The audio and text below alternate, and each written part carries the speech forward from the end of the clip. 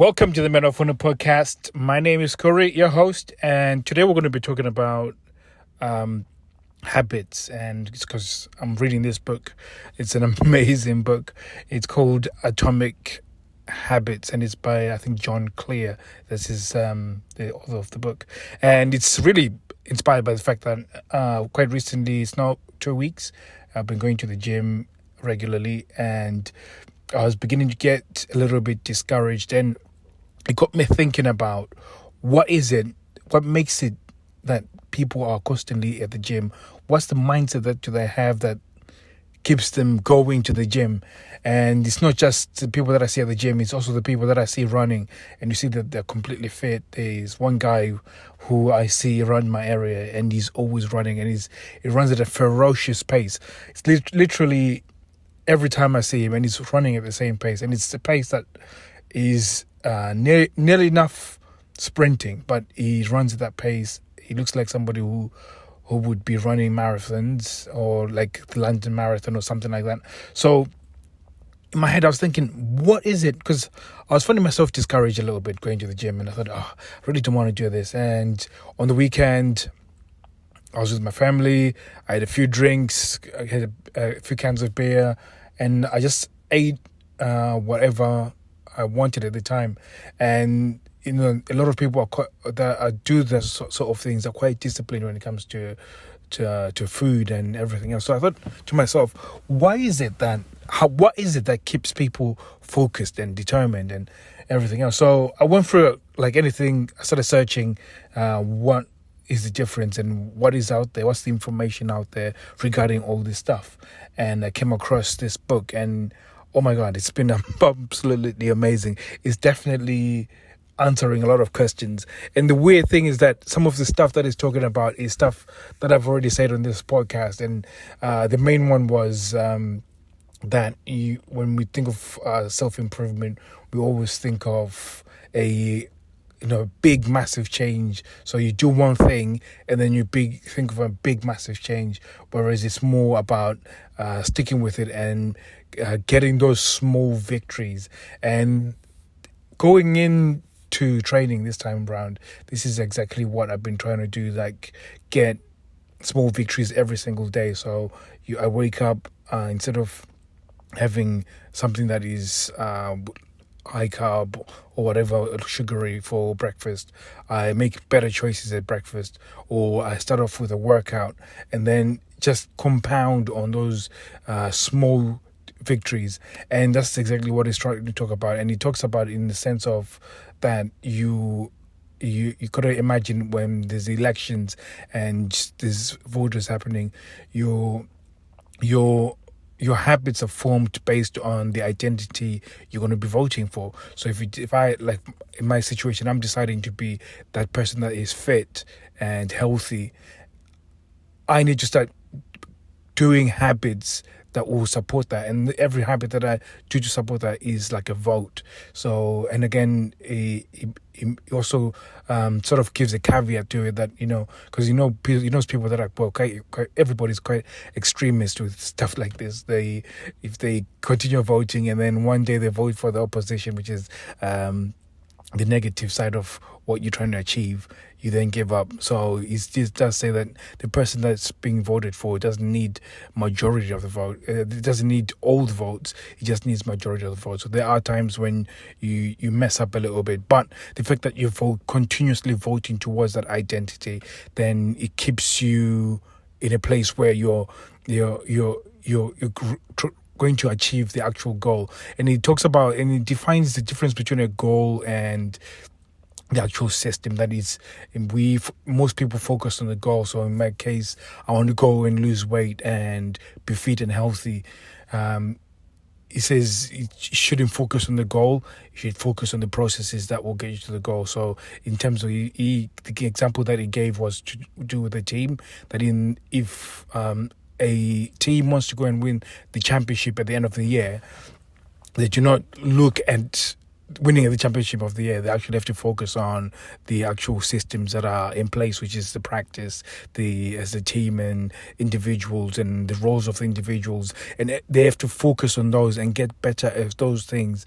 Once they get better at those things, then those things will be reflected. When you do them well, those things will be reflected on your scoreboard.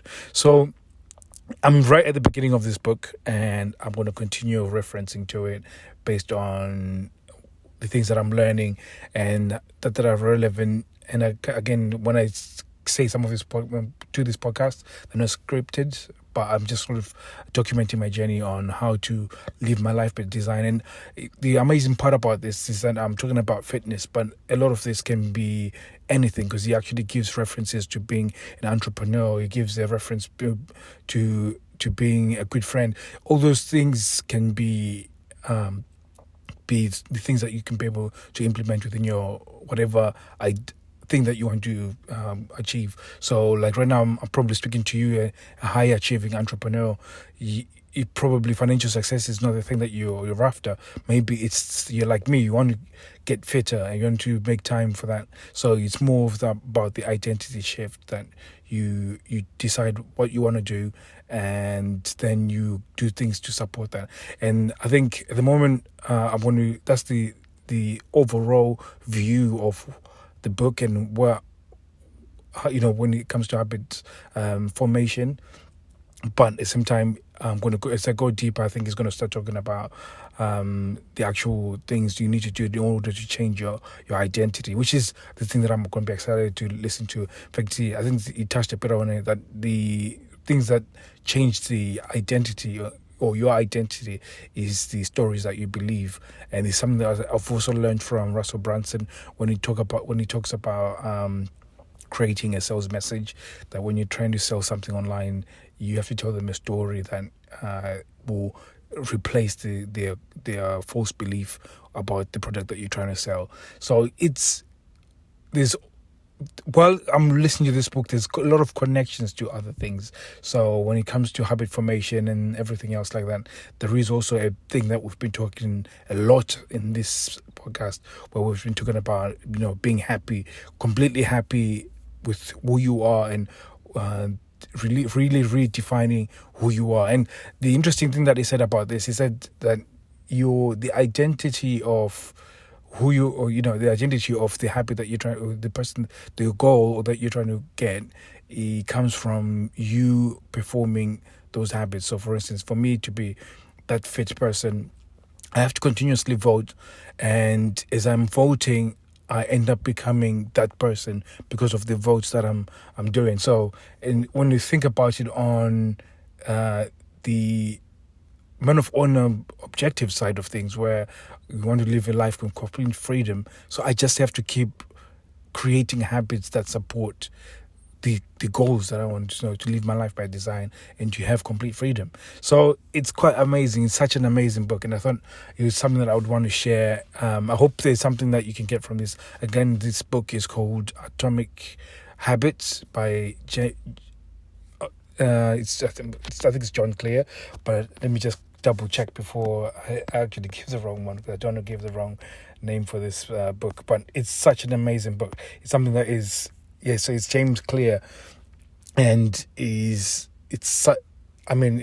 definitely something that I think is going to be life-changing in terms of the focus that I put on in terms of habits. So even in my house and family and kids as well. So recently I was quite puzzled as into why my youngest, she doesn't like tidying up her bedroom. And it's like most kids do the same. They get whatever, they get out, their toys or books or whatever, and they just leave it on the floor. And I was wondering, is there a way for me to get her to actually just consciously tidy up after ourselves? And I think this book is quite interesting in the sense that if I can figure out a way of getting her to assume the identity of somebody who's tidy, then that's it, basically. If I can get her to believe that she's somebody who's tidy, then she's going to just continuously start voting onto that identity, so she can now form that habit. So it's quite interesting that it's something that can be taken across on many levels, and I wonder how I could implement this in my marriage as well. So what can I do in order to be a good husband? What are the habits, or at least the votes that I need to do in order to become a good husband? So when I start thinking of it in those kind of concepts, then it becomes quite interesting in terms of that this book is absolutely amazing. It's like opening up so much, and I'm now looking to dig deeper into the different concepts. Right now, I'm sort of going over the book, so I'm just going to listen to it and just get the overall concepts. I'm going to share some of the things that I find that will be interesting in terms of my self-improvement, but I also think that it might be beneficial to you guys as well. And at the same time, I think once I finish it, I'm going to go through it again. By this time, I'll go there, really noting down some really important concepts that I'll be looking to take over in terms of my own life and living my own life, and at least documenting those things that are changing within my life. So thank you very much for listening. It's a quick podcast episode. I've made it this late because today is the first day of my night shift, so I'll be working nights for the next 2 weeks. That's 7 days, so I'll be working this weekend as well. But I'll be making the podcast episodes about this time of the day. And last week, in terms of the episodes, I think I only missed 2, which is in a little bit of an improvement, because my goal has been to make a podcast episode every single day, but life gets into the way. But at the same time, it's just that remaining consistent. I think there's other words that kept coming up in that book where that it's more about consistency rather than achieving the goal. So when I've made the vote for the opposition, it's more important to get the majority. So continue making those votes towards the identity that I want to adopt. So thank you very much for listening. If you've got any questions, please go to my Instagram and ask any questions that you want answered on this podcast. It's Kuri Mahamba, and it's KURIMAHAMBA. And if you want to learn more stuff about things like this, please go to the Man of Honor Facebook group, where you can get more information and you can ask any question over there as well, and get some support from other men that are looking to live their life by design. So, and learning these concepts as well, and implementing their life so they can again live their life by design and have that complete freedom. So thank you very much, and I'll be seeing you soon.